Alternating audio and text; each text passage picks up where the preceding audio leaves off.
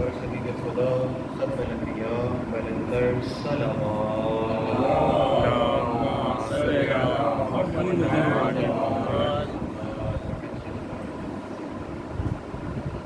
اعوذ باللہ من الشیطان الرجیم بسم اللہ الرحمن الرحیم الحمد لأهله والصلاة والسلام على أهلها الحمد لله الذي جعلنا من المتمسكين بالقرآن الكريم وبولاية أمير المؤمنين وأئمة المعصومين عليهم السلام اللهم صل على محمد وعلى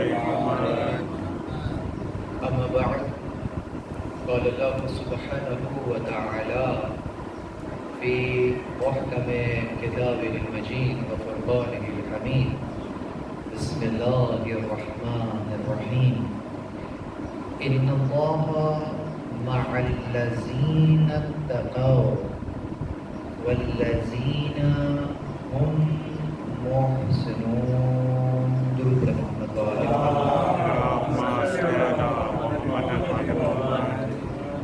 تمام تر تعریفیں خدائے وحدہ لا شریک کے لیے، درود اور سلام محمد اور اہل بیت محمد علیہ السلام کی ذوات مقدسہ پر حمد ہے اس خدا کی کہ جس نے ہمیں اور آپ کو قرآن کریم ولایت امیر المومنین اور دیگر ائمہ علیہم السلام کی ولایت سے متمسک کیا۔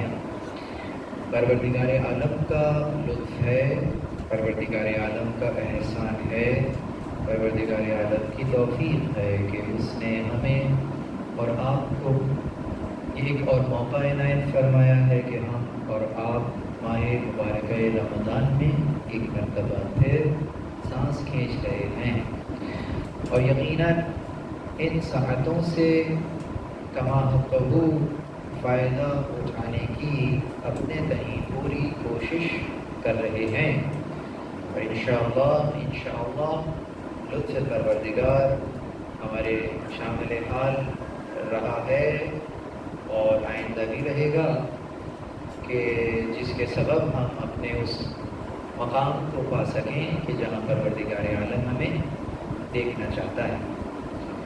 ان 3 دروس کا جو عنوان قرار پایا ہے وہ متقین کی صفات ہے، لیکن اس سے قبل کہ ہم اپنے اس موضوع کے اوپر کچھ لب کشائی کریں، ضروری سمجھتا ہوں کہ کچھ مقدماتی بحث کو آپ کے سامنے پیش کیا جائے۔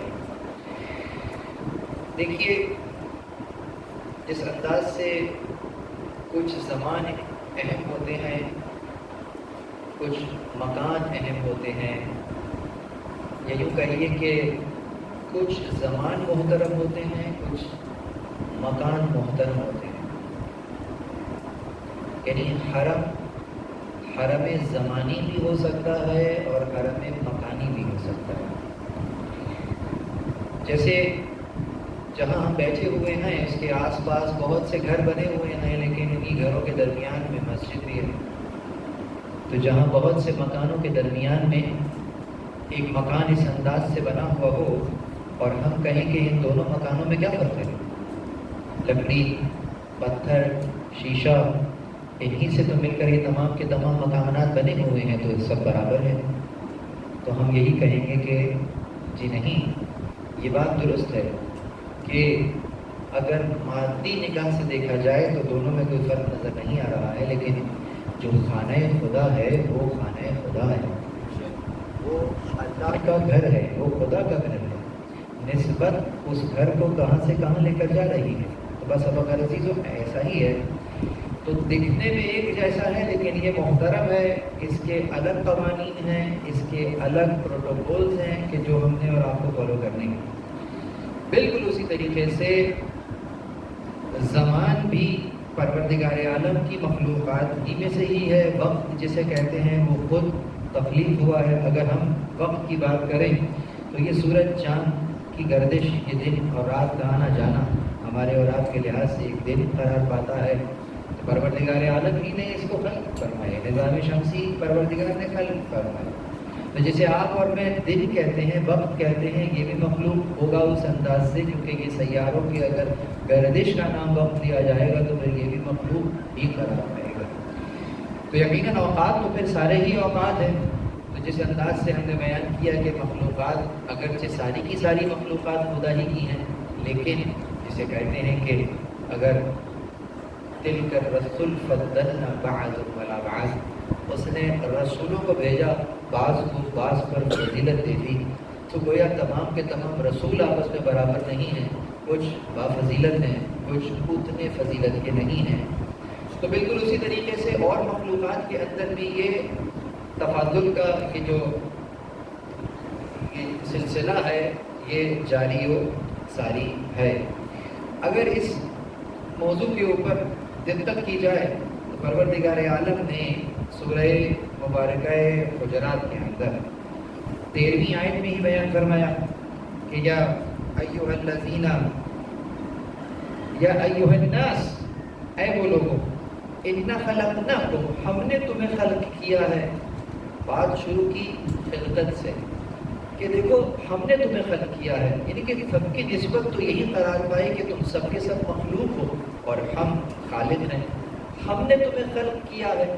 ہم چونکہ مسبب الاسباب ہیں، ہم نے اسباب مہیا فرمائے کہ جو تمہیں خلق کیا ہے من ذکر و انثیٰ، یقیناً ایک مرد ایک عورت سے ہم نے تمہیں خلق کیا. اس کے بعد پروردگار کہہ رہا کہ وَجَعَلْنَاكُمْ شَعُوبًا، ہم نے قرار دیے. جعلنا، جعل کے معنی میں کیا آئے گا؟ قرار دینے کے معنی میں بھی آئے گا، بنانے کے معنی میں بھی آئے گا.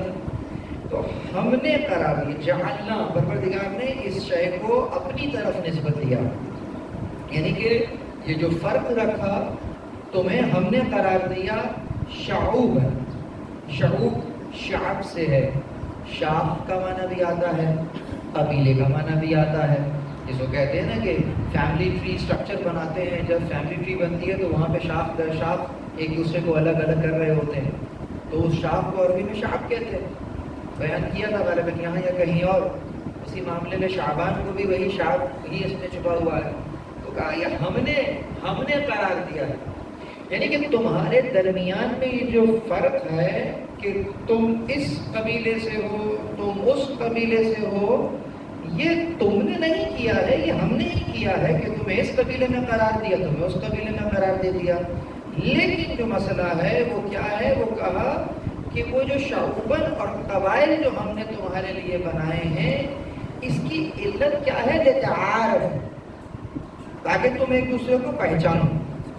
یعنی تم کسی دوسرے کو پہچان کے لیے اس کے قبیلے یا اس کی شاخ سے تم پہچان لو ایک دوسرے کو. پروردگار جو ہے وہ مخاطب ہے خاص، اگرچہ سب سے مخاطب ہے، لیکن یہاں پر یقیناً ان لوگوں سے مخاطب ہے کہ جو کہ بڑے قدامت پرست ہوتے ہیں. ان کے یہاں ابھی بھی آپ چلے جائیے تو قبائل کا جو سلسلہ ہوتا ہے عرب کے اندر ابھی بھی ان کے ریشے جو ہے وہ موجود ہیں. تو ان سے خدا کہہ رہا کہ یہ جو قبائل ہیں، یہ جو تمہارے الگ الگ قبیلے اور تمہارے شعوب ہم نے بنائے ہیں، یہ تمہارے ایک دوسرے کی پہچان کے لیے ہیں. یعنی کہ تم آپس میں ایک دوسرے کو آئیڈینٹیفائی کرنے کے لیے اس سے مدد لے سکتے ہو، اس سے آگے کچھ نہیں ہے. یعنی کہ یہ جو قبائل ہیں، تفاخر کی بنیاد یہ قبیلہ نہیں قرار پائے گا کہ چونکہ میں اس قبیلے سے تعلق رکھتا ہوں اس لیے میں یہ ہوں. یہ فقط پہچان تو کروا رہا ہوگا کہ تم اس سے ہو، تم اس سے ہو، لیکن تمہاری برتری کا اندازہ اس بات سے نہیں لگایا جا سکے گا کہ تم کس قبیلے سے تعلق رکھتے ہو. توجہ ہے؟ یعنی کہ جو ظاہری ذکر و انثیٰ کی وجہ سے جو تم تکلیف پا رہے ہو کہ تم یہاں پیدا ہو گئے، وہ وہاں پیدا ہو گیا، تو یہ فقط تعارف کے لیے ہے جو ہم نے قرار دیا ہے، یہ تم نے قرار نہیں دیا. اس لیے کہ پیدا ہونا نہ تمہارے ہاتھ میں ہے نہ کسی اور کے ہاتھ میں ہوتا ہے. ایسا ہی ہے نا، ہمیں تو نہیں معلوم تھا نا کہ ہم کہاں پیدا ہو رہے ہیں، ہمارے ہاتھ میں تو نہیں ہے. اس لیے پروردگار نے اس چیز کو اپنی طرف رکھ لیا کہ ٹھیک ہے تم سے نہیں پوچھیں گے کہ یہاں کیوں پیدا ہو گئے، ہم نے ہی تمہیں اس انداز سے پیدا کیا، لیکن جو تم پیدا ہوئے ہو جہاں، وہاں یہ تمہارا نسب تو قرار پا سکتا ہے، لیکن حسب کیا ہے وہ وہی ہے کہ تم کیا ہو۔ تعارف کے لیے یہ قرار نہیں پا سکے گی نسبت، بلکہ جو خدا کی طرف ہوگا وہ ہوگا کہ ان اکرمکم عند اللہ اتقاکم۔ اس آیت کے ٹکڑے کو رکھا ہی یہاں اسی لیے ہے بیان کرنے کے لیے۔ اگر ہم سے پوچھئے مثال کے طور پہ تھوڑا دقت کیجئے، آیت کے اندر جو جوہر پوشیدہ ہے وہ تو یہی ہے کہ ان اکرمکم عند اللہ اتقاکم۔ تو اس بات کو کرنے کے لیے جو پریفیس پروردگار نے استعمال کیا کہ یہ جو تم اکڑ رہے تھے کسی کے سامنے کہ میں یہ ہوں میں وہ ہوں، تو یہ پروردگار نے تفاخر کے لیے تمہیں یہاں خلق نہیں کیا تھا، یہ تو فقط پہچاننے کے لیے کیا تھا کہ مجھ سے ملیے، میں وہاں سے تعلق رکھتا ہوں اور بات۔ اس کے بعد اگر تم اپنا کچھ برتری دکھلانا چاہتے ہو تو یاد رکھنا تم ہو جو یہاں پر تکبر کر سکتے ہو، لیکن پروردگار عالم کی نگاہ میں بلند کون ہوگا؟ وہ وہی ہوگا جو تم میں سب سے زیادہ صاحب تقویٰ ہوگا۔ اسی لیے آپ کے اور ہمارے پانچویں امام محمد باقر علیہ السلام امام فرماتے ہیں کہ جو تم میں ہزاروں کی آبادی میں رہتا ہو، یہ ہزارہ کسی قوم کی بات نہیں کر رہا، یہ امام تعداد بتلا رہے ہیں کہ ایسی آبادی میں رہتے ہو جہاں ہزاروں کی تعداد میں لوگ رہتے ہوں۔ اگلا جملہ سخت ہے، ہزاروں کی تعداد میں جہاں لوگ رہتے ہوں اور تم وہاں رہتے ہو، اور تم ان ہزاروں سے برتر نہیں ہو، تو ایسا شخص ہمارا شیعہ نہیں۔ یعنی امام علیہ السلام کی لسٹ میں شیعہ کی کم از کم منیمم جو کوالیفیکیشن بنتی ہے وہ یہ بنتی ہے کہ اگر ہزاروں کی تعداد میں کوئی شخص رہ رہا ہے تو ان ہزاروں میں یہ ایک ہونا چاہیے، یہ ہمارا شیعہ۔ تو یہ فقط ان ہزاروں کے درمیان میں رہ کر نسلی اعتبار سے شیعہ قرار نہیں پا سکتا۔ کہا تقویٰ میں جو سب سے بہتر ہے، برتر ہے ان تمام کے اندر، یعنی کہ سارے لادین تھے، سارے کافر تھے، کافروں میں مسلمان رہ رہے تھے۔ یقیناً جس طرف امام جس چیپٹر کے اندر کی حدیث ہے وہاں یہ مسلمانوں کی بات ہو رہی ہے، حسن معاشرت کی بات ہو رہی ہے، یعنی کہ مسلمانوں میں جہاں تم رہتے ہو تقویٰ کے اندر تم کم از کم رینڈم سیمپلنگ بھی کریں تو 1000 کے اندر تم ہزاروں میں ایک ہونے چاہیے۔ تو وہاں پر بھی پہچان تقویٰ کے اعتبار سے امام علیہ السلام نے کروائی، اور پھر فرمایا کہ ان اللہ علیم خبیر۔ اللہ تعالیٰ جو ہے اب اپنے آپ کو تعارف کرا رہا ہے نا، کہ پہلے تو اپنا تعارف کرا رہا تھا کہ ہم نے یہ بھی بحث کر جا چکا ہوں یہیں پر والے بنی سی ممبر پہ بھی تھی کہ اللہ اپنا تعارف کراتا ہی اس وقت ہے کہ جب وہ کسی نعمت کا بیان کرنے والا ہوتا ہے، تو پہلے نعمت سے پہلے تو اپنا تعارف کراتا ہے۔ اسی لیے ہم اس میں ہم شامل ہیں نا، بے شک ہم نے بنایا ہے۔ اس ہم کے اندر پروردگار کا اپنا انٹروڈکشن بھی موجود ہے، یہ کوئی اور نہیں ہے، ہم بنا رہے ہیں۔ یعنی کہ تمام کی تمام صفات پر ایک ساتھ اگر توجہ دلوانا چاہے پروردگار جو آپ کے ادراک اور فہم میں ہیں، تو وہ ہم کہہ کر بات کرے گا کہ وہ تمام صفات تمہارے 14 طرف روشن ہو جانے چاہیے۔ ہم ہیں جنہوں نے تمہیں یہ الگ الگ بنایا ہے تاکہ ایک دوسرے کو پہچان سکو۔ اور ان اللہ علیم خبیر، خدا بڑا باریک بین جاننے والا ہے، وہ تو دلوں کے بھید جانتا ہے کہ تفاخر جو ہو رہا کسی کے سامنے، جو فخر بیان کیا جا رہا، تو دل میں کیا چھپا ہوا ہے خدا جانتا ہے۔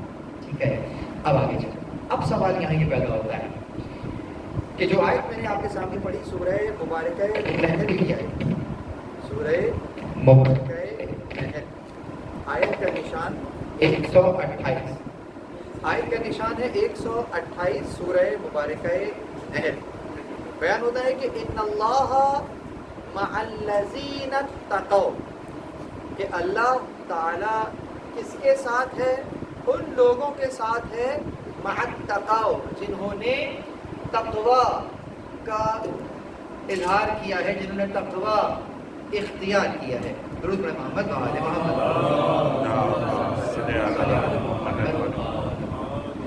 تو ان اللہ مع الذین اتقوا، کہ پروردگار عالم کس کے ساتھ ہے؟ اس کے ساتھ جس نے تقوی اختیار کیا. اچھا، یعنی متقین کے ساتھ ہے پروردگار. آگے چلیے، میں بہت اختصار سے چند آیات آپ کے سامنے رکھنا چاہوں گا، اگرچہ میرا موضوع آگے. پروردگار کس کے ساتھ ہے؟ متقین کے ساتھ ہے. اچھا، پروردگار قبول کس کا عمل کرتا ہے؟ تو سورہ مائدہ کی 27 نمبر کی آیت میں بیان ہوتا کہ انما یتقبل اللہ من المتقین، یعنی کہ جو متقین ہیں پروردگار ان سے قبول کرتا ہے. تو جو متقین ہیں ان کے ساتھ ہے، جو متقین ہیں ان سے قبول کرتا ہے. خاص رمضان المبارک اور اس میں بچھا ہوا دسترخوان. کون سا دسترخوان ہے وہ جو اس ماہ مبارک رمضان میں بچھا ہے؟ شاید ایک عام تاثر ہو جو ہم بھی 1-2 مرتبہ افطار ٹرانسمیشن میں سن چکے کہ رمضان المبارک میں بچھا ہوا دسترخوان اتنا زبردست دسترخوان ہے کہ سارا سال جو پھل نہیں کھاتے ہیں وہ روز گھروں میں دسترخوان پر موجود ہیں. تو ان کے نظر میں رمضان المبارک کا دسترخوان وہی آیا جو افطار کا دسترخوان اور جو سحری کا دسترخوان، کہ یہ ہے وہ دسترخوان جو بچ گیا ہے. رسول اللہ فرما رہے ہیں کہ تم میں جو ہے وہ سحری کو ترک نہ کرو، اٹھو اگر سے ایک خرمے سے ہی سحری کرو. تو یہاں پر بھی غالب کیونکہ ذہن پھنسا ہوا ہے مادیت میں، کھانے پینے سے الگ جا نہیں رہا ہے، تو ہم اس جملے سے بھی یہ سمجھ رہے ہیں کہ کھانا اتنا ضروری ہے کہ چاہے ایک خرما ہی ہو وہ بھی کھا لو. سمجھ میں آئے گا؟ جبکہ ہونا کچھ اور چاہیے. یہ حدیث ہے بھائیوں کے یہاں بھی ہے اور ہمارے یہاں بھی ہے کہ ٹھیک ہے اٹھو اگر سے ایک خرمے سے ہی سحری کرو لیکن اٹھو سحری. تو اس کا مطلب یہ ہے کہ خود ایک فکر کی دعوت دے رہی ہے. تب آج درس میں بیٹھے اسی لیے ہیں کہ تفکر کریں. دیکھیے اس کا مطلب یہ ہے کہ اگر کوئی ایک خرمے پہ راضی ہو رہا ہے تو اس کی ٹو ڈو لسٹ میں آپ کو کھلانا پلانا ہے ہی نہیں. سمجھے؟ اگر کوئی یہ کہہ رہا ہو کہ پرواہ نہیں تم ایک خرما ہی کھا لو، تو اگر کوئی یہ کہہ رہا ہو کہ پرواہ نہیں اگرچہ ایک خرما ہی کھا لو تب بھی اٹھو، اس کا مطلب اس کے لیے اس کی کوئی اہمیت نہیں ہے کہ تم ایک خرما کھاتے ہو یا 50 خرمے کھاتے ہو. اس کی نظر کوانٹٹی پہ ہے ہی. تو تم کوانٹٹی پہ نظر نہیں ہے تو پھر کیوں اٹھا رہا ہے؟ یہی تو سمجھانا چاہ رہے ہیں. یاد رکھیے گا، مومن وہ ہوتا ہے جو مادیت میں بھی روحانیت دیکھتا ہے،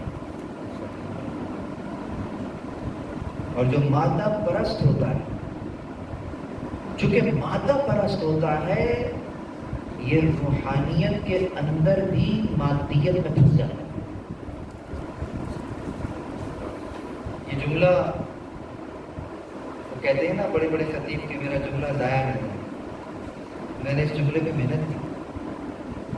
روحانیت میں مادیت اور مادیت میں روحانیت. آج اگر ہمیں یہ کلو مل جائے کہ رمضان المبارک میں کس طریقے سے ہم مادیت میں روحانیت دیکھ لیتے ہیں، تو یہ سمجھانے کے لیے بس ایک روایت آپ کے سامنے پیش کروں گا کہ حضرت ایک صحابی کے گھر تشریف لے گئے. دیکھا کہ روشن دان بنا رہے. پوچھا کیا کر رہے؟ کہتا ہے روشن دان بنا رہے. کیوں بنا رہے؟ اچھا رسول اللہ جانتے نہیں کہ روشن دان، پہلی بات تو سوال ہی کیوں کر رہے ہیں کیا کر رہے ہو؟ تب سب کو دیکھ رہا ہے روشن دان بن رہا ہے، لیکن رسول اللہ تو تربیت کر رہے ہیں. کیا کر رہے ہو؟ وہ متوجہ ہو کیا کر رہے ہو؟ تو اس کی فکر کا دائرہ مادیت میں پھنسا ہوا تھا. کہا روشن دان بنا رہا. آپ نے دوبارہ سوال کیا کیوں بنا رہے ہیں؟ دیکھنا چاہ رہے ہیں نا کہ فکر کہاں پھنسی ہوئی ہے. کہتا ہے تاکہ تازہ ہوا آ سکے کمرے میں. یہی پر مسئلہ ہوتا ہے. یہی تو سمجھانا چاہ رہے تھے. رسول اللہ چاہتے ہیں کہ تم مادیت میں روحانیت دیکھو، لیکن تم ابھی بھی مادیت میں ہی پھنسے ہوئے. آپ نے فرمایا یہ نیت کیوں نہیں کرتے کہ مجھے اذان کی آواز یہاں سے آئے. نعرہ دیگر نعرہ صلوات.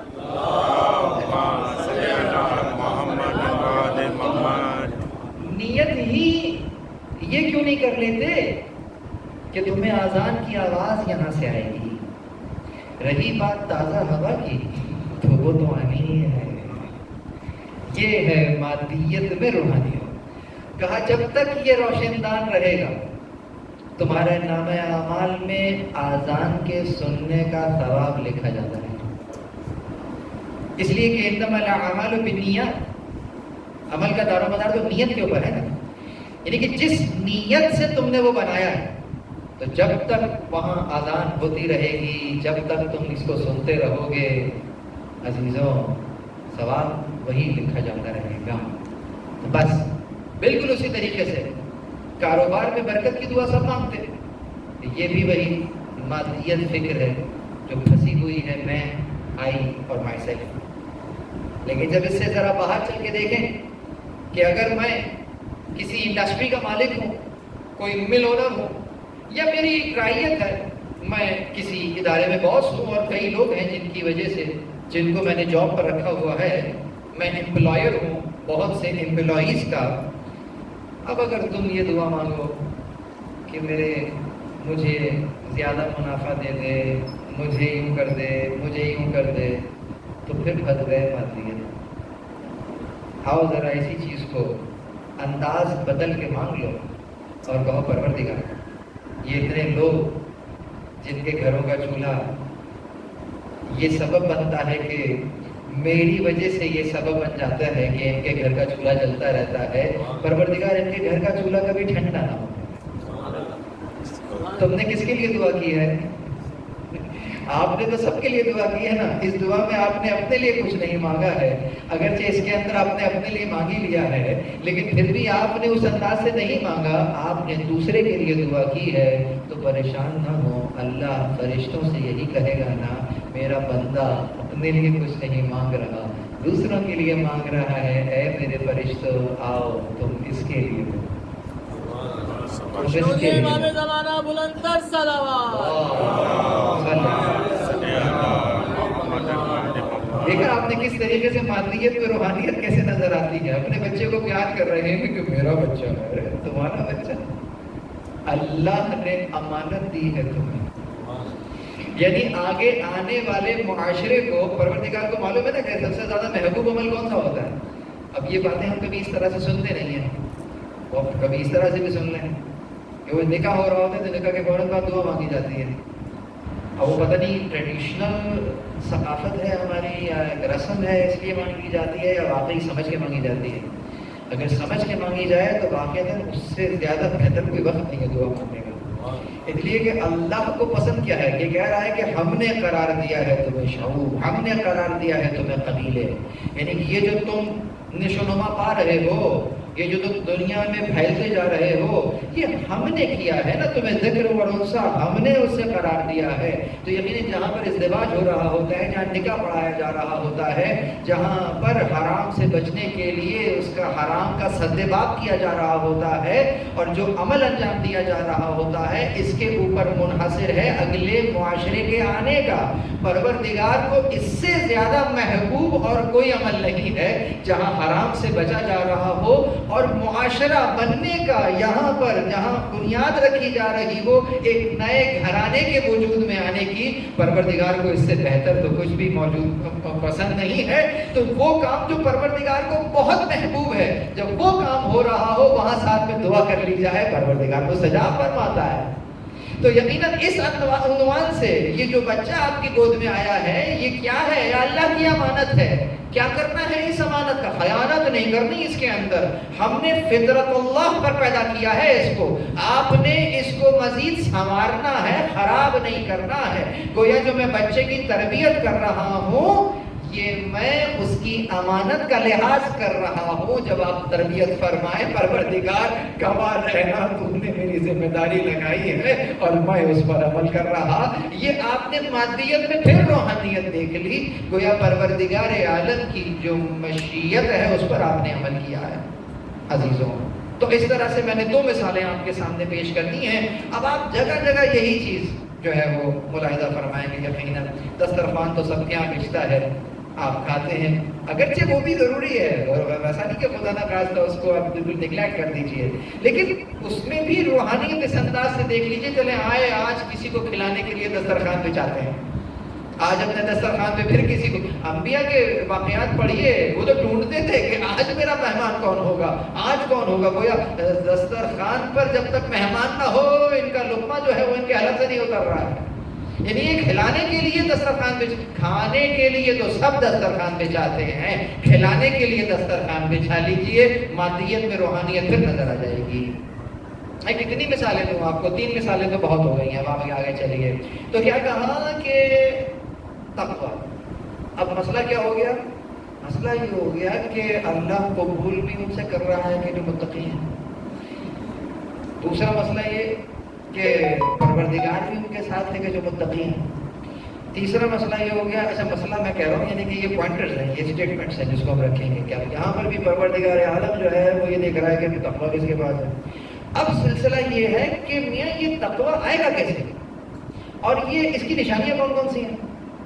اور وہ جو دسترخوان, بات تو یہاں سے چلی تھی نا, جو پروردگار عالم نے دسترخوان ماہ مبارک رمضان میں بچھایا, تو چوتھے امام فرماتے ہیں وہ دسترخوان کوئی اور نہیں ہے, وہ وہی قرآن ہے جو پروردگار عالم نے ماہ مبارک رمضان میں اتارا ہے. تو رمضان المبارک میں وہ دسترخوان معد اللہ جسے کہیں وہ کون ہے, وہ خود یہ قرآن کریم ہے, اور اس میں وہ نعمتیں جڑی ہوئی ہیں کہ جو کہ کبھی ختم ہونے والی نعمتیں نہیں ہیں. لیکن مسئلہ کیا ہے؟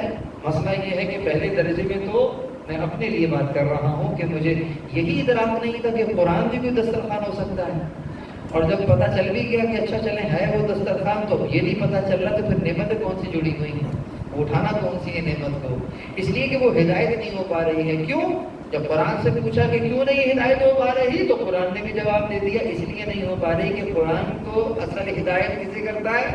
ہدی للمتقین. لیجیے تیسرا مسئلہ ہو گیا, قرآن ہدایت کر رہا ہے متقین کو, اللہ متقین کے ساتھ ہے. ہم اور آپ عمل کرے چلے جا رہے ہیں, پوچھا کہ اوپر پہنچ رہا ہے, قبول ہو رہا ہے, تو وہ نہ ہاں کہہ رہا ہے نہ کہہ رہا ہے, وہ اصول دے رہا ہے. وہ کہہ رہا ہے خدا متقین سے قبول کر لیتا ہے. تو اب دیکھنا یہ ہے کہ یہ نہیں دیکھنا کہ وہاں پہنچا کہ نہیں پہنچا, دیکھنا ادھر ہے کہ تقویٰ آیا کہ نہیں آیا. اگر آ گیا تو پہنچ گیا, نہیں آیا تو بس یہیں رہ گیا. تو اب سوال یہ پیدا ہوتا ہے کہ قرآن متقین کو ہدایت کر کیوں رہا ہے؟ دوسری طرف کہتا ہے ہدی للناس, شہر رمضان. کون سا مہینہ؟ رمضان کا مہینہ. اور اس کا تعارف کون کرا رہا ہے؟ پروردگار عالم اس کا تعارف کرا رہا ہے. کیوں کرا رہا ہے تعارف, کیسے کرا رہا ہے تعارف؟ بہت توجہ رہے. شہر رمضان وہ مہینہ, کون سا مہینہ؟ نہیں کہہ رہا وہ مہینہ جس میں روزے فرض کر دیے. روزوں سے تعارف نہیں کرا ہے. سوچیے, تفکر کریں, تدبر کریں. روزوں سے تعارف نہیں کرا رہا. میں آیت کی بات کر رہا ہوں, دعا کا معاملہ ایک الگ مسئلہ ہے. خدا جو تعارف کرا رہا ہے کون سا مہینہ, وہ مہینہ شہر رمضان. تو اب کہیں نا کہ وہ مہینہ جس کے اندر میں نے روزے کی آیت الگ ہے, رمضان کا تعارف کی آیت الگ. الذی انزل فیہ القرآن, وہ مہینہ, کون سا مہینہ؟ وہی مہینہ جس میں قرآن کو نازل کیا. گویا قرآن کو بنیاد قرار دے رہا ہے, رمضان کے تعارف کے لیے سامنے قرآن کو رکھ رہا ہے. کرم وہ مہینہ جس میں اس کو یاد نہیں کیا ہے, خیال کرو یہ وہ مہینہ ہے.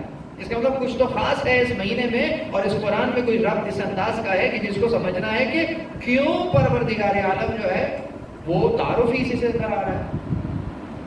چوتھے امام تو فرما چکے کہ اللہ کا دسترخوان ہے, تمہیں بلایا گیا ہے ضیافت اللہ کے اوپر. خطبہ شعبانیہ میں تحلیل کر رہا ہوں، یہ تمام مطالب آپ کے ذہنوں میں ہیں. ضیافت پر بلایا ہے، اللہ کا دسترخوان ہے اور اللہ کے دسترخوان سے نعمتیں اٹھانی ہے، لیکن ہم اٹھا نہیں پا رہے ہیں. کیوں؟ کہا اس لیے مسئلہ یہ ہے کہ یہ قرآن دو طرح کے لوگوں کی ہدایت کرتا ہے. نمبر 1 ہدی للناس، نمبر 2 ہدی للمتقین. ناس کی ہدایت بھی کرتا ہے. تو اگر کبھی سیدھی سیدھی ہدایت مل رہی ہو تو وہاں سیٹسفیکشن نہیں آنی چاہیے، کیونکہ یہ تو وہ ہدایت ہے جو کہ ناس کی بھی ہو جاتی ہے. دیکھنا یہ ہے کہ جو ہدایت ہو رہی ہے وہ کون سی ہدایت ہے، ہدی للناس یا ہدی للمتقین. اور یاد رکھیے گا ہدی للناس کے اندر متقین شامل ہیں، لیکن ہدی للمتقین کے اندر ناس شامل یہ. تو ناس کی ہدایت تو سب کو ہو رہی ہے، اس میں متقین شامل ہے، لیکن جو متقین کی ہدایت ہو رہی ہے اس میں ناس شامل نہیں ہے. تو the question is کہ کیوں یہ طبقاتی نظام قرآن میں کیوں ہے کہ اس کو تو ہدایت ہو رہی ہے، اس کو بھی ہدایت ہو رہی ہے، لیکن اسے کچھ خاص ہدایت. یہ VIP کلچر جو ہے وہ قرآن میں بھی نظر آ رہا ہے. یہ تو سب کو ایک جیسی ہدایت ہونی چاہیے تھی. تو اس کا جواب بھی پروردگار نے خود ہی بتا دیا کہ سمجھیے گا کہ وہ رمضان اور قرآن اور یہ دسترخوان اور وہ نعمت، یہ تمام چیزیں یہاں پر آ کے جڑنے والی ہیں. ابتدائی مرحلہ. اب سمجھ میں آئے گا کہ وہ کیوں متقین کی ہدایت ہو رہی ہے. آیت کو آگے پڑھیے. کہا الف لام میم ذالک الکتاب لا ریب فیہ، وہ کتاب ہے جس میں کوئی شک نہیں ہے، کوئی کچی نہیں ہے، کوئی ٹیڑھا پن نہیں ہے. کیا کرتی ہے؟ ہدی للمتقین، متقین کی ہدایت کرتی ہے. ناس کا مسئلہ یہ ہے کہ ان کی نظر جو ہے بس ظاہر کو دیکھتی ہے، اس ظاہر کے پیچھے ان کی نظر نہیں جا پاتی. منظر دیکھتی ہے، منظر کا پس منظر نہیں دیکھتی. لیکن یہ جو متقین ہیں ان کی نظر بڑی تیز ہے، یہ منظر بھی دیکھتے ہیں، پس منظر بھی دیکھ لیتے ہیں. ان کی نگاہ وہاں چلی جاتی ہے جو سامنے نہیں ہے. اسی لیے اگلا ہی جملہ کہا کہ ہدی للمتقین الذین یؤمنون بالغیب، یہ وہ لوگ ہیں جو غیب دیکھ لیتے ہیں. اچھا دیکھ لیتے سے کیا مراد ہے؟ اگر دیکھ لیا تو غیب کہاں ہے؟ سمجھیے گا غیب کا مطلب کیا ہے؟ پردہ لگ رہی ہے، یہ پردہ ہے میرے سے، پردے کے پیچھے میں نہیں دیکھ پا رہا نا. اس پردے کے دوسری طرف میں دیکھوں، مثلا اس پردے کے اوپر اگر کوئی کرسی رکھی ہوئی ہے دوسری طرف، وہ مجھے نظر نہیں آ رہی ہے. مثلا ایسا ہے، دروازہ ہے اس کی طرف، لیکن میں بصیرت سے دیکھ رہا ہوں. ایسا ہے کہ نہیں؟ بصارت سے نظر نہیں آ رہی، لیکن بصیرت. اس وقت سورج نکلا ہوا ہے باہر، نظر آ رہا ہے آپ کو؟ سورج کو نظر نہیں آ رہا، لیکن بصیرت سے دکھ رہا ہے کہ ہاں یہ دن نکلا ہوا ہے. تو یہ لوگ کون ہیں؟ مطلب بہت توجہ رکھیں کہ بصارت کے اوپر انحصار نہیں کرتے، فقط دکھنے کے اوپر انحصار نہیں کرتے، بلکہ اگر کوئی غیب ہے یہ اپنے فہم اور ادراک کو اتنا بلند کر لیتے ہیں کہ جہاں آنکھوں کے محتاج نہیں رہتے، فہم اور ادراک اس کو درک کر لیتا ہے. اسی لیے کہا یؤمنون بالغیب، یہ غیب پر ایمان لے آتے ہیں. یہاں پر آ کر آیت رکی نہیں. متقین ہے نا، متقین کون ہے؟ میں آؤں گا. صفات متقین کون سی ہیں؟ میری گفتگو کی جو بنیاد ہے وہ مولا متقیان کا خطبہ ہے، اور اس خطبے میں سے میں متقین کی صفات نکالوں گا اور آپ کے سامنے بیان کر کے اس کا شرح کروں گا انشاءاللہ جتنا وقت میسر آیا. لیکن ذرا قرآن سے بات کو شروع کریں کہ قرآن کیا کہہ رہا ہے، اسی کی شرح مولا علی علیہ السلام بیان فرمائیں گے. تو یقیناً قرآن کہہ رہا کہ وہ لوگ ہیں جو پہلے درجے میں تو وہ متقین کی ہم ہدایت کر رہے ہیں اس لیے کہ ان کی نظر منظر کو چیر کر پس منظر میں چلی گئی ہے، یعنی غیب تک ان کا رسائی ہو چکی ہے. تو ہم جہاں ناس کو ہدایت کر رہے تھے ان کی نظر چونکہ غیب تک چلی گئی ہے تو ہم ان کو غیب سے بھی ہدایت کر دیتے ہیں. یہ جو غیب سے ہدایت مل رہی ہے یہ ناس کو نہیں ملے گی بھیا، یہ متقین کو ملے گی، یہ مؤمنین کو ملے گی.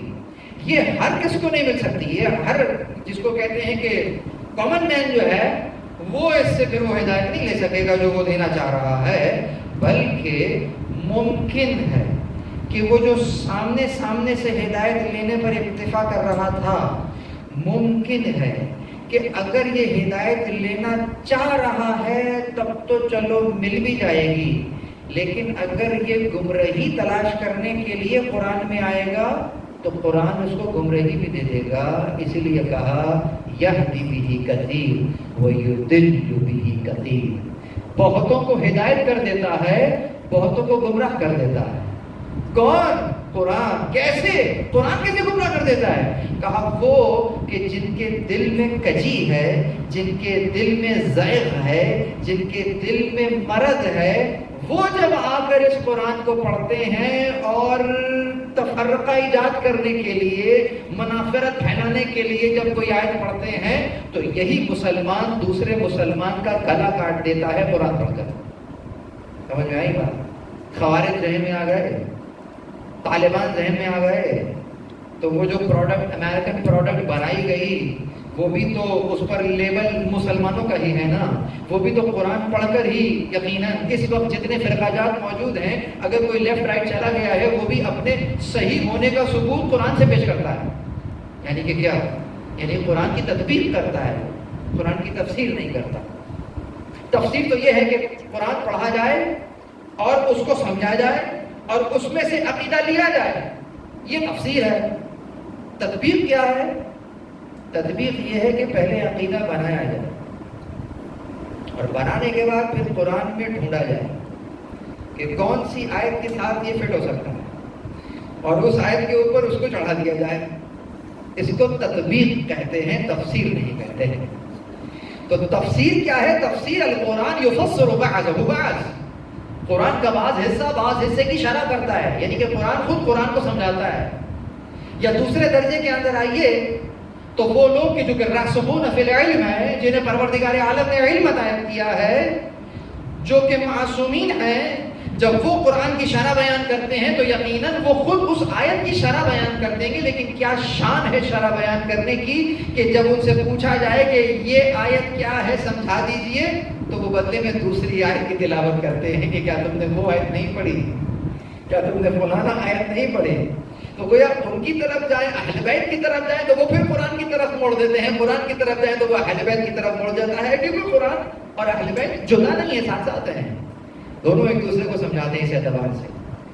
تو عرض یہ کر رہا تھا کہ وہ جو دسترخوان بچھا دیا گیا ہے اس دسترخوان سے متقین ہدایت لیتے ہیں۔ کیوں؟ اس لیے کہ نظر بہت تیز ہے، عربی میں اس کو کہتے ہیں نافذ البصیرہ، باریک بین، نظر بڑی تیز ہے۔ الذین یؤمنون بالغیب، وہ غیب پر چلے گئے، ایمان لے آئے۔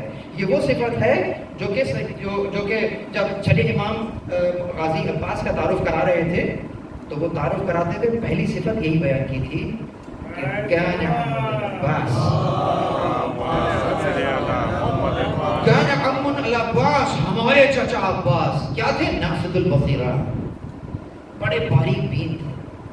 یہ جو نظر ہوتی ہے نا یہ چاہیے، یعنی کہ امام زمان علیہ السلام اپنے لشکر والوں میں یہ نظر چاہتے ہیں، نافذ البصیرہ، ایسی باریک نظر ہے کہ سامنے شمر کھڑا ہے، امان نامہ لایا، تمہارے لیے امان، تمہارے بھائیوں کے لیے امان ہے، اس خیمے کو چھوڑ کر ادھر آ جاؤ، بس اتنا سا کام کرنا ہے، پیکیج لے کر آیا ہوں تمہارے لیے، دنیاوی اعتبار سے تمہارے لیے پیکیج ہے، بہترین پیکیج ہے، بس کرنا یہ ہے کہ وہاں سے یہاں آ جاؤ، بس اتنا سا کام ہے اور کچھ نہیں۔ غازی کی نظر نافذ البصیرہ، بہت توجہ۔ جب میں امام زمان کہتا ہوں تو اس سے مراد فقط 1444 ہجری میں ہمارے امام زمان تو نہیں ہے نا، امام زمان جو زمانے کا امام ہو، غازی کے زمانے کا امام کون ہے؟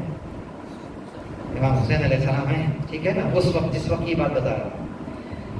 دینے والا دے رہا ہے پیکیج، فائدہ دے رہا ہے، دنیا کا بہترین فائدہ دے رہا ہے۔ غازی کیا کہہ رہے ہیں؟ میرے لیے امان ہے، میرے بھائیوں کے لیے امان ہے، اور وہ جو رسول اللہ کا بیٹا ہے، جو نواسہ رسول ہے، یعنی دوسرے الفاظ میں میرے لیے امان ہے، اور وہ جو امام زمان ہے اس کے لیے کوئی امان نہیں ہے۔ تو اس کا مطلب یہ ہے نافذ البصیرہ، یعنی کہ اگر ظاہری اعتبار سے مجھے فائدہ ہو رہا ہے لیکن مجھے امان ملنے کے بعد میرا امام زمان بے امان ہو رہا ہے تو لعنت ہے اس امان نامے پر، لعنت ہے اس امان نامے کے دینے والے پر۔ اس کو کہتے ہیں نافذ البصیرہ، یعنی اس کی نظر امام زمان سے ہٹ ہی نہیں رہی ہے، اس کا ہم و غم، اٹھنا بیٹھنا چلنا پھرنا امام زمان علیہ السلام کے ساتھ ہے۔ یہ ہے وہ نافذ البصیرہ کہ لان کر دے اس پیکج کے اوپر کہ جس سے خدا کے قوانین کی امپلیمنٹیشن میں رکاوٹ آتی ہو۔ یہ ہے نافذ البصیرہ کہ اگر تابوت میرے سامنے آئے کوئی پیکج لے کر کہ مجھ سے قرضہ لے لو میں تمہیں اسٹیبل کر دوں گا، یہ بڑی آسان سی شرائط ہے، یہ مان لو، تو سمجھ جائیے گا کہ اگر ان کو مان کر اگر ہم ڈی اسٹیبل ہوتے ہیں یا وہ کہیے کہ خدا کے قانون کی امپلیمنٹیشن میں رکاوٹ آ جاتی ہے تو پھر لعنت ہے اس امان دینے والے پر اور لعنت ہے اس امان نامے پر۔ امام زمان یعنی کہ کیا؟ امام زمان کوئی ہم جس کو کہتے ہیں نا شخصیت پرستی، کوئی شخصیت پرستی والی امام نمائندہ ہے، کس کا؟ الہی نمائندہ ہے، یعنی کہ خدا کا قانون زمین پر نافذ ہوگا امام زمان علیہ السلام کی قیادت میں۔ اس لیے امام زمان علیہ السلام کی قیادت میں ہم موجود ہیں، کیوں؟ اس لیے کہ خدا کے حکم کو نافذ کریں گے، اس لیے نہ کہ اپنی فقط ذات کو، اپنی ذاتی خواہش کو نافذ کر رہے ہوں گے، اگرچہ وہ بھی الگ بات ہے، وہ بھی معصوم ہے، غلطی نہیں کریں گے، لیکن اس کے باوجود وہ کس کو؟ عدل اور انصاف سے زمین کو پر کریں گے جیسا کہ ظلم و جور سے بنی ہوئی ہے۔ بس عزیزوں، نافذ البصیرہ اس کو کہتے ہیں، تو باریک بین کا مطلب ہوتا ہے نظر چیر کر وہاں تک چلی جائے کہ میرا امام زمان جو ہے وہ قیامت نہ ہونے پائے۔ تو الذین یؤمنون بالغیب، میں نے غیب کی بات کی ہے اور غیبت والی بات نہ کرو تو یقیناً بیان مکمل اسی وقت ہوتا ہے کہ جب اس کے سیاق و سباق سے پڑھتے ہوئے بیان کی جائے۔ آیت کی یہاں پر تعویل بھی موجود ہے۔ آیت اللہ شرف الدین انہوں نے اپنی کتاب التعویل الآیات الظاہرہ فی مناقب عطرۃ الطاہرہ اس کے اندر اس روایت کو لکھا ہے اور ان میں بیان کرتے ہیں کہ یہاں جو الذین یؤمنون بالغیب ہے، تو جب پوچھا گیا چلے امام سے کہ یہاں غیب سے کیا مراد ہے تو وہاں آپ نے بیان فرمایا کہ یہاں غیب سے مراد، جہاں حدیث طویل مختصر کر رہا ہوں، 3 باتیں بیان کروں گا، اس میں سے کہتے ہیں غیب سے مراد وہاں پہ کیا ہے؟ وہاں نشور ہے، وہ جو سور کا جانا ہے، قبروں سے نکلنا ہے، ابھی دیکھا نہیں ہے نا کسی نے، لیکن ایمان ہے کہ نکلیں گے نہیں نکلیں گے، یہ غیب ہے ہمارے لیے کہ نہیں ہے؟ تو یقیناً کہا یہ ہے، کہا نشور ہے، وہ جو یوم قیامت ہے وہ غیب ہے، کیونکہ قیامت کسی نے دیکھی نہیں ہے، لیکن ایمان الذین یؤمنون بالغیب وہ لے آئے نا، ایمان قیامت پر ایمان لے آئے، دیکھا نہیں ہے، واقع نہیں ہوئی ہے قیامت، ایمان سب کا ہے۔ اس کے بعد فرماتے ہیں کہ ہمارے قائم کی غیبت جو ہے وہ بھی وہی غیب ہے، الذین یؤمنون بالغیب، جو غیب پر ایمان لے آتے ہیں، یعنی کہ حضرت حجت کی غیبت بھی مصادیق غیب میں ہے جو کہ آیت میں بیان ہو رہا۔ اس کے بعد فرماتے ہیں، مطلب حدیث طویل مختصر کر دیتا ہوں، تو کیا کہا؟ الذین یؤمنون بالغیب ویقیمون الصلاۃ، متقین کی صفات میں سے دوسری صفت قرآنی، یعنی کہ قرآنی صفت جو متقین کی صفات ہے، پہلی صفت کون سی ہوئی؟ الذین یؤمنون بالغیب، دوسری صفت یقیمون الصلاۃ، صلاۃ کو قائم کرتے ہیں۔ صلاۃ اگر لفظی معنی دیکھا جائے تو دعا کے ہوں گے، لیکن اگر فقہی انداز سے اصطلاحی معنی دیکھا جائے تو وہ ایک خاص انداز سے اعمال کو بجا لانا، ایک خاص انداز سے اٹھنا، ایک خاص انداز سے بیٹھنا اور ایک خاص انداز سے اس کیفیت کو ختم کرنا، یہ صلاۃ کہلائے گا۔ ایسا ہی ہے نا، یہ قائم کرتے ہیں صلاۃ کو، پڑھتے نہیں۔ صلاۃ پڑھنا اور ہے، صلاۃ قائم کرنا اور ہے، ایسا ہے؟ تفکر کیجئے، تدبر کیجئے۔ میں تو یہاں سے بولے چلے جا رہا ہوں لیکن میں درمیان میں رکتا ہوں، عمدن رکتا ہوں۔ سوچئے پڑھنے میں اور قائم کرنے میں فرق کیا ہے؟ اچھا، پڑھنا اور قائم کرنا برابر ہے؟ ہاں، برابر تو نہیں ہو سکتا۔ جب عقیم کا ورڈ ہے، قائم کا ورڈ ہے، تو اس کا مطلب کچھ تو اس قائم میں ہے کہ جو پڑھنے میں نہیں ہے۔ بابا اچھا، قائم کرنا یعنی کہ کیا؟ توجہ ہے، جب ہم نماز پڑھ رہے تھے پتا کیسے چلے کہ یہ پڑھی ہے یا قائم ہوئی ہے؟ کاؤنٹر پہ بیٹھے ہو، سیل ہو رہی ہے بہت زبردست قسم کی، بڑی ٹھیک ٹھاک سیل ہو رہی ہے، حیا علی الصلاۃ حیا علی الفلاح، وہ بلا لیا اس نے، وقفہ برائے نماز کا بورڈ لگ گیا، چلے گئے نماز پڑھنے کے لیے، نماز پڑھنا شروع کی، بہت توجہ رہے، میں دوسری صفت پہ موجود ہوں، یقیمون الصلاۃ، نماز شروع کر دی ایک مرتبہ، اللہ اکبر، بسم اللہ الرحمن الرحیم، الحمد للہ رب العالمین، پڑھنا شروع کر دیا، پڑھنا شروع کر دیا، اس کے بعد اللہ اکبر کہا، اب رکوع میں چلے، اب رکوع میں کہا، اچھا رکوع میں جب آپ گھر میں نماز پڑھ رہے ہیں نا، کوئی بھی نہیں، اکیلے کمرے میں نماز پڑھ رہے ہیں، کوئی نہیں، ٹھیک ہے، اور آپ کہہ رہے ہیں بہت آرام، اتنے آرام سے، اتنی آرام سے کہا کہ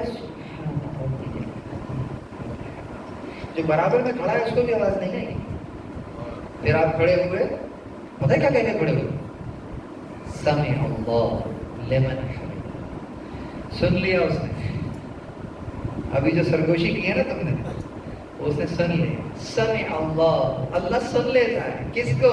وہ جو میں ابھی ہم کر رہا تھا اس کے، تم نے سرگوشی میں کی ہے، اس نے سن لیا، اچھا، چلے گئے سجدے میں، سجدے میں گئے، اٹھے، پھر سجدے میں گئے، اٹھے، اب کھڑے ہوئے، لیکن کھڑے ہوتے ہوئے کچھ کہتے ہوئے کھڑے ہوئے، ان کو اذکار کہتے ہیں، اذکار ذکر سے، ذکر کا مطلب ادا کرنا بھی ہے زبان سے کچھ، اور ذکر کا مطلب یاد سے بھی ہے، لا تنسى ذکر اللہ، یعنی کیا؟ اللہ کا ذکر نہ بھولو، تو کیا مطلب ہے؟ اذکروا نعمتی التی انعمت علیکم، یاد کرو کس کو؟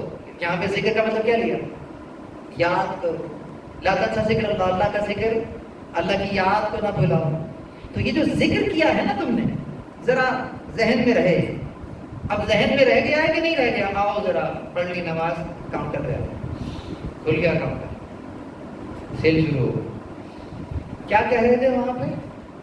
سمع اللہ، سن لیتا ہے اللہ تعالیٰ، یہاں پر جو معاملہ کر رہے ہو، چیز کو بیچ رہے ہو، اس کی اچھائیاں بتا کر اور برائیاں نہیں بتا رہے، یا کسی کو بلاف کر کے منافع لے رہے ہو، اگر تو واقعتاً وہاں جو پڑھا تھا اگر وہ کیفیت ابھی بھی موجود ہے تو ایسی کوئی بات نہیں کہو گے جو اسے پسند نہ، اگر تمہاری زبان پر وہی کلمہ جاری ہوگا جو وہ سننا چاہتا ہے، سمع اللہ ہو، وہ سن لیتا ہے جو تم کہہ رہے ہو، اگر واقعتاً دل سے کہہ رہے ہو تمہاری زبان پر کوئی ایسا کلمہ نہیں آئے گا کہ جو تمہارے شاید نشان نہ ہو، جو وہ سننا نہیں چاہتا ہے۔ اب اگر یہ کیفیت بیدار رہ گئی ہے، وہاں کاؤنٹر پہ جو موجود ہو، یہاں پر ابھی سیل کر رہے ہو یا کھڑے ہو یا بیٹھے ہو، وہاں پر بھی یا کھڑے تھے یا بیٹھے تھے، لیکن اٹھتے بیٹھتے کہہ رہے تھے بِحَوْلِ اللَّهِ قُوَّتِهِ يَقُومُ وَأَبْعُدُ، اسی کی دی ہوئی قوت سے اٹھ رہا، اسی کی دی ہوئی قوت سے بیٹھ رہا ہوں، کیا میں، کیا میری نماز، یہ وہ گولیاں ہیں، یہ وہ میڈیسن ہیں جو خدا نے نماز کے درمیان میں استعمال کرنے کے لیے دی ہیں، اگر اس کو صحیح طریقے سے استعمال کرو گے تو کبھی بھی دل میں تکبر نہیں آئے گا کہ میں نماز پڑھ رہا ہوں، کیا میں، کیا میری نماز، اسی نے مجھے حول دی ہے، اسی نے مجھے قوت دی ہے کہ یہ میں نماز ادا کر رہا ہوں۔ یقیناً سر تو جھک جائے گا، اکڑے گا نہیں، کیوں؟ پھل لگ گیا ہے نا شاخ میں، تو پھر شاخ جھک جائے گی، اکڑے گی نہیں۔ تو کیا کہیں گے جناب؟ اب جب تم وہاں یہ کہہ رہے تھے کہ اللہ ہی نے دیا ہے، اسی کی قوت سے سب کچھ ہو رہا تھا، یہاں پر تم بیٹھے ہوئے ہو تو کیا کر رہے ہو بھیا؟ یا تو کھڑے ہوئے ہوگے یا بیٹھے ہوئے ہوگے۔ اگر تو کیفیت وہی ہے جو نماز میں تھی اور یہاں پر بھی وہی کیفیت ہے، سمجھ جانا کہ وہ جو پڑھا تھا وہ پڑھا نہیں تھا، قائم ہو گیا، وہ کیفیت قائم ہو گئی۔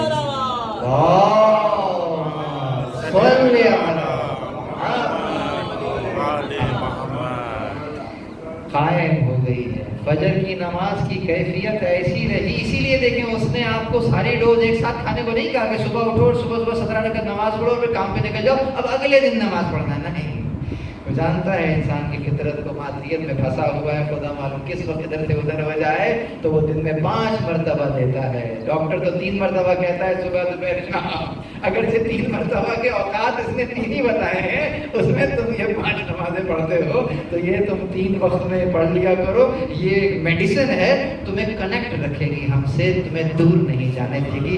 ہم جانتے ہیں کہ تم مادیت کیونکہ ہم نے رکھا ہے تمہارے اندر, ایسا نہیں. اور یہ اچھی چیز ہے, اگر یہ نہ رکھا ہوتا تو نسل کیسے چلتی؟ یہ نہ رکھا ہوتا تو یہ شعوباً, یہ قبائل, یہ تو ایک ہی طرف رہ جاتے. ایسا تو نہیں ہے نا کہ انسان کے اندر فقط وہی روحانیت ہی روحانیت ہو اور مادیت نہ ہو. یہی تو تمہاری بیوٹی ہے کہ تمہیں روحانیت کو بھی رکھا ہے, مادیت کو بھی رکھا ہے, لیکن تم مادیت کو حاوی نہیں ہونے دیتے, روحانیت کو اپنے اوپر رکھتے ہو, مادیت کو اپنے زیر اثر رکھتے ہو. خدا یہی چاہتا ہے. اگرچہ اسٹیئرنگ تمہیں ہاتھ میں دے دیا ہے, اگرچہ اسٹیئرنگ کلچ بریک سب تمہارے ہاتھ میں, اسی لیے تو تمہارا شرف یہ ہے کہ تم اشرف ہو. اگر یہ اسٹیئرنگ جانوروں کو دے دیا ہوتا نا تو پھر جانور بھی ساتھ میں کھڑے ہو جاتے ہیں, لیکن جانوروں کو یہ نہیں دیا. جانوروں کو اسی لیے اسفل کہا گیا, وہ پست, ان کو عدل کہا گیا ہے. بات کہیں اور چلی جائے گی اس گروہ کا. سورہ اعراف کی 179 نمبر کی آیت کی طرف جا رہا تھا, لیکن اب نہیں جا رہا, صرف نمبر بتا دیا کہ جہاں پہ کہا اولئک کالانعام بل هم اضل, کہ یہ تو جانور ہے بلکہ اس سے بدتر ہے.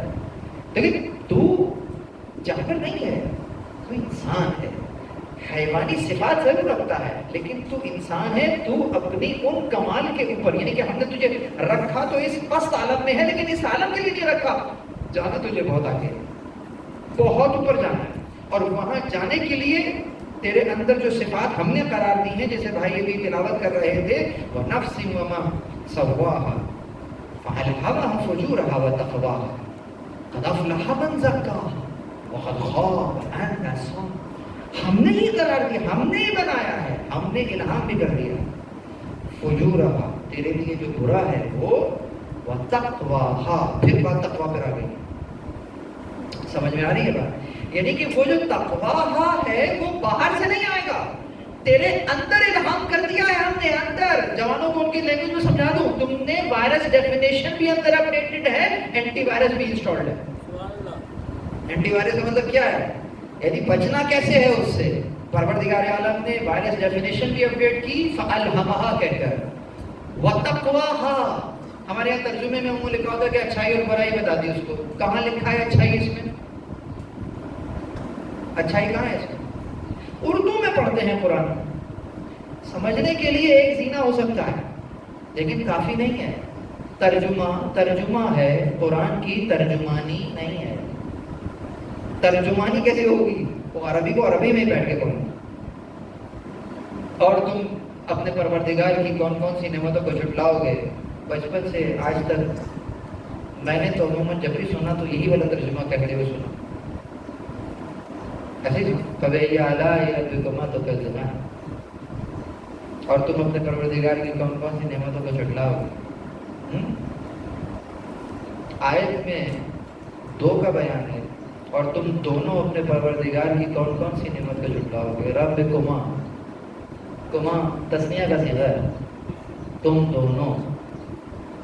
لیکن ہم کرتے ہیں کہ ترجمہ ہی نہیں کرتے, کیونکہ وہ چلا آ رہا ہے, کبھی کسی نے کر دیا ہوگا وہی چلا آ رہا ہے, کبھی دقت ہی نہیں کر رہا ہے. اب تم دونوں کا ترجمہ کیسے کریں گے؟ پھر جائیں گے تم دونوں کون دونوں, آیت میں تو دونوں نہیں دکھ رہے, تو جب دکھ نہیں رہے تو ترجمہ ہی غائب کر دیا. یہ نا جو ہے وہی لکھے. اب یہ دونوں ملیں گے کیسے؟ ذرا زوم آؤٹ کر کے دیکھنا پڑے گا. یہ لانا چاہ رہا کہ کبھی کبھی یہ کرنا پڑے گا کہ تدبر کے لیے ذرا زوم آؤٹ کر کے ذرا پھر پورے سورہ پڑھنا پڑے گا, اور سورہ کو سمجھنے کے لیے پھر ذرا اور زوم آؤٹ کرو تو 114 سورتیں پڑھنی پڑیں گی, پھر سمجھ میں آئے گا ہے کیا. کیونکہ القرآن یفسر بعضہ بعضا, بعض کا بعض حصہ تشریح کر رہا تھا. وہاں پتہ چلے گا کہ پروردگار سورہ رحمان میں تو 2 گروہوں سے مخاطب ہے, ایک گروہ ہے جن اور ایک گروہ ہے انس. پروردگار کہہ رہا ہے تم دونوں اپنے پروردگار کی کون کون سی نعمتوں کو جھٹلاؤ گے. اب ترجمے میں بھی مزہ آیا پڑھنے کے لیے. اچھا پڑھ کا تو گروہ سے بات کر رہا ہے, تو ایک انسانوں کا گروہ, ایک جنوں کا گروہ. پروردگار دونوں سے بات کر رہا ہے کہ ایک گروہ ہے جن و انس. اگرچہ لفظ کے اندر گروہ ہے جن و انس آیت میں نہیں نظر آئے گا آپ کو, معشر الجن والانس نظر نہیں آ رہا ہے, اکثر ترجمہ کرنے والوں نے کر دیا، لیکن تم دونوں کون کون سی نعمت کو جھٹلاؤ گے؟ میں نے ایک بالکل مثال سیدھی سی پہ، تو یہاں پر بھی فَأَلْهَمَهَا فُجُورَهَا وَتَقْوَاهَا، ہم نے فجور کا ان کے اوپر الہام کر دیا، تقویٰ کا الہام کر دیا، یعنی فجورہا جو اس کے لیے برا ہے وہ ہم نے اندر بتا دیا اس کے، اور اس سے بچنا کیسے ہے تمہیں اندر سے پتا ہے کیسے بچنا ہے۔ جانتے ہیں کیسا فجور اور کیسا تقویٰ اندر آیا ہے؟ ایک ڈاکو ڈاکہ ڈال کر آیا ہے، ظلم کر کے آیا ہے، لیکن جب بیٹھتا ہے اور بانٹ ہوتی ہے آپس میں تو کہتا ہے میرا اتنا بنتا ہے تمہارا اتنا بنتا ہے۔ یہ دیکھیں اندر سے کیا آواز آ رہی ہے؟ وہ کہہ رہا ہے کہ برابر برابر ہوگا، سب میں تقسیم ہوگا، کہا نہ برابر نہیں ہوگا۔ یعنی کیا ہوگا؟ وہ کہنا چاہتا ہے کہ مساوات نہیں ہوگی، عدل ہوگا۔ یعنی عدل ایسا حسن ہے کہ اللہ نے فطرت میں عدل رکھا ہے، اسی لیے وہ اگرچہ ظالم ہے، دوسروں پر ظلم کر رہا ہے، لیکن جب اس کے اپنے اوپر باری آتی ہے تو وہ کہتا ہے عدل ہوگا، میرا اتنا بنتا ہے تمہارا اتنا بنتا ہے۔ اسی لیے کافر معاشروں میں عدالتیں نظر آتی ہیں، کس نے بتایا کہ عدل اچھا ہے؟ اندر سے آواز آ رہی ہے کہ عدل اچھا ہے۔ یہ ہے وہ فَأَلْهَمَهَا، ظلم برا ہے، ہم نے اندر الہام کر دیا ہے تمہیں، اسی لیے جب تم پر ظلم ہوتا ہے تو ہمیں پسند نہیں آتا۔ یہ الہما فجورہا وتقواہا، اب اسے بچنا کیسے ہے یہ بھی تمہارے اندر ہم نے بتا دیا ہے کہ تم اس چیز سے بچ کیسے سکتے ہو، اس میں سے بچ کیسے سکتے ہو۔ یعنی اگر کہتے ہو کہ میں تکبر نہیں کرتا ہوں، یہ تو خود ایک تکبر ہے کہ جو تم سے کہلوا رہا ہے کہ میں تکبر نہیں کرتا ہوں۔ اللہ اکبر۔ اس لیے کہ ربنا تقبل منا، اے پروردگار ہم سے قبول کر۔ ہر نماز کے بعد کہتے ہیں پروردگار اس قلیل عبادت کو قبول کر۔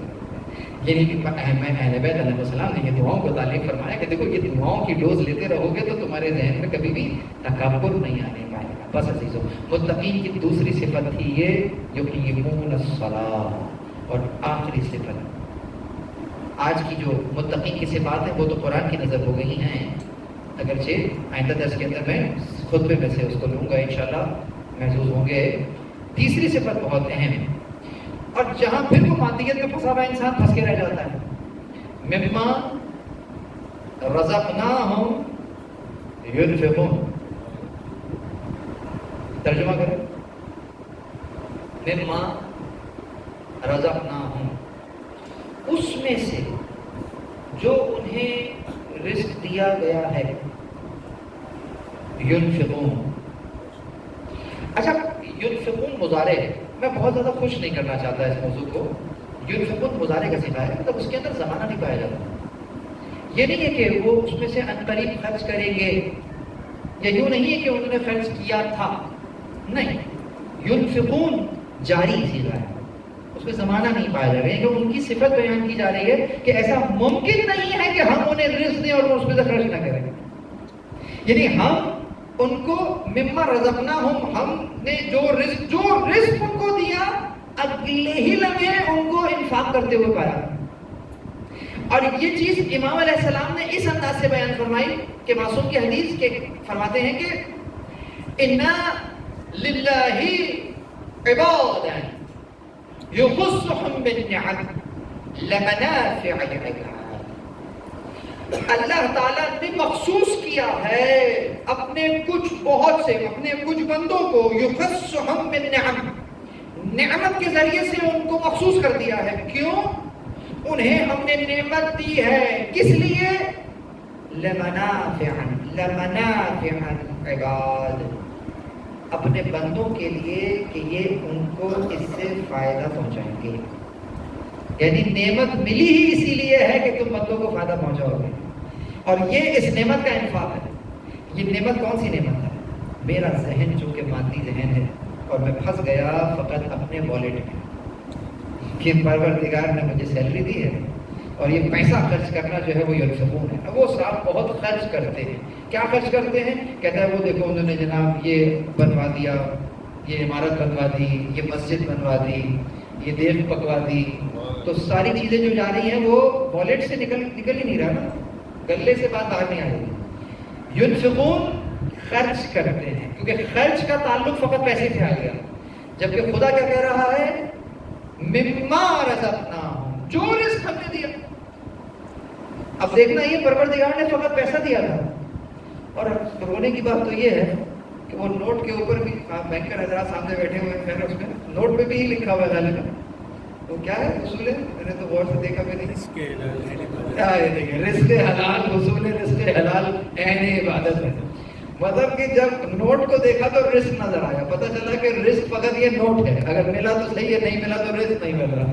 پروردگار عالم جو رزق دے رہا ہے اس میں نوٹ کا تو کوئی تذکرہ ہی نہیں ہو رہا۔ وہ تو کہتا ہے کہ ظہر کی نماز کے بعد جب تم ہم سے دعا مانگنا تو دعا مانگو اللہم ارزقنا ایمانا صادقا ولسانا ذاکرا وقلبا خاشعا وعلما نافعا ورزقا واسعا وعملا متقبلا وتوبة نصوح۔ یہ ہے رزق جو تمہیں مانگنا ہے اپنی بلندی کے لیے۔ بس عزیزو، خدا معلوم رزق کا ذہن میں ہے کہ نہیں ہے، اگر نہیں ہے تو ایک مرتبہ بلند آواز سے درود پڑھیے۔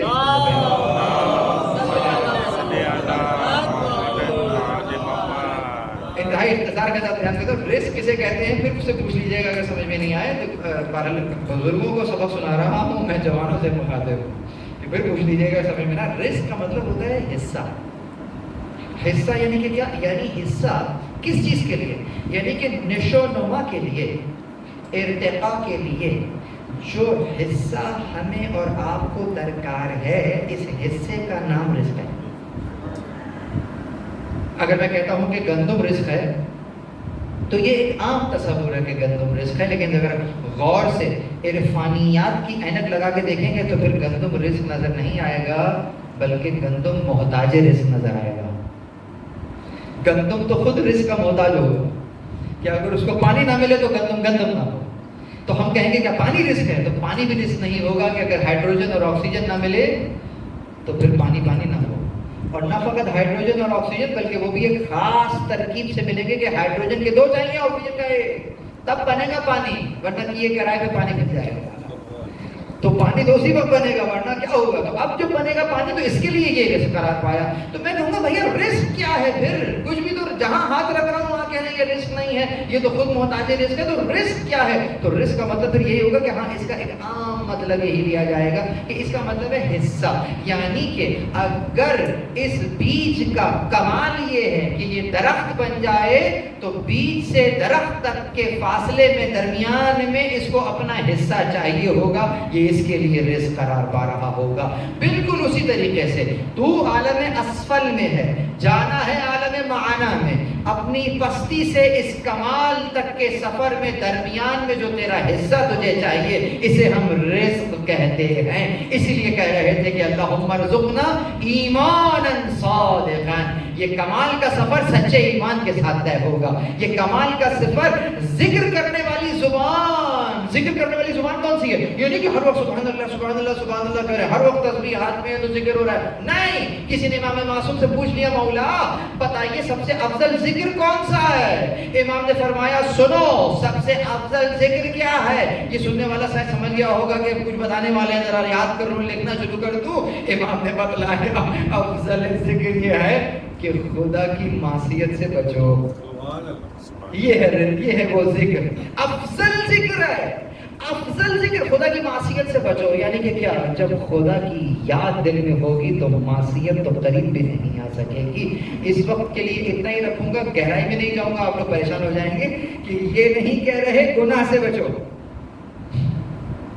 سمجھیے معصیت سے بچو۔ معصیت اگرچہ اساس ہے، اسی سے بنتا ہے عصیان، بات ٹھیک ہے، لیکن اصلاً عصیان اور ہے، اثم اور ہے۔ وہ یہ نہیں کہہ رہے کہ اثم سے بچو، وہ کس سے کہہ رہے ہیں؟ معصیت سے بچو۔ خود جب شعبان کا خطبہ رسول اللہ ارشاد فرما رہے تھے نا، تو آخر میں ایک وقت ایسا آیا کہ مولا علی نے ہاتھ کھڑا کیا تھا، پھر بیان کروں گا تفصیل سے، لیکن صرف اشارہ کر رہا ہوں کہ انہوں نے بھی پوچھا کہ یہ جو آپ نے بیان کیا اتنا بابرکت مہینہ آ رہا ہے، یہ ہے اس میں یہ ہے تو اس میں سب سے افضل عمل کون سا ہے؟ تو وہاں پر بھی یہی جواب آیا کہ اس مہینے میں سب سے افضل عمل، شاید ہم سوچیں گے کہ سب سے افضل عمل یہ ہوگا کہ کسی کو افطار کرا دیں، کسی کو کھانا کھلا دیں، کسی کو جناب مزاج پرسی کر دیں، یہ سارے عمل اپنی جگہ موجود ہیں یقیناً، لیکن ان تمام امور کو ایک جملے میں اگر سمیٹ کر بیان کرنا چاہیں تو رسول اللہ نے فرمایا کہ اس مہینے میں خاص خدا کی معصیت سے بچو، پھر نہیں کہا معصیت سے بچو۔ معصیت سے کیوں بچو؟ اسم اور معصیت میں کیا فرق ہے یہ ہم انشاءاللہ تعالیٰ اٹھائے رکھتے ہیں اگلے درس کے لیے، لیکن آج جو بات کی تھی اس رزق میں سے خرچ کرتے ہیں جو انہوں نے دیا ہے۔ آپ کو اللہ نے علم دیا ہے، آپ کو میتھمیٹکس بہت اچھی آتی ہے، یہ اللہ نے تمہیں نعمت دی ہے، تو کیا کرو؟ مما رزقناہم ینفقون، آس پاس دیکھو کچھ بچے ہیں کہ جو پڑھنا چاہتے ہیں ان کو پڑھا دو، تمہارے علم کا انفاق قرار پائے۔ اللہ نے تمہیں کسی عہدے پر رکھ دیا ہے، اور اس عہدے پر اگر تم کسی سے ایک سائن کر دو تو 3 لوگوں کے کام ہو جاتے ہیں، تو مما رزقناہم ینفقون، اللہ نے تمہیں وہ عہدہ دیا ہے، اس کا انفاق یہ ہے اپنے بھائی کا کام کرو۔ تمہیں قوت ملی ہے، تمہیں توانائی ملی ہے، کسی لاغر اور کمزور کا ہاتھ پکڑ کے کھڑا کر دو، مما رزقناہم ینفقون۔ آپ کو وقت ملا ہے، مجھے وقت ملا، 24 گھنٹے ملے تھے، مجھے 24 گھنٹے ملے تھے، آپ کو کسی کو 25 نہیں ملے، کسی کو 23 نہیں ملے۔ یہ وقت آپ نے لیا نہیں ہے، خدا نے دیا ہے۔ جو خدا نے دیا ہے تو آپ نے کیا کیا؟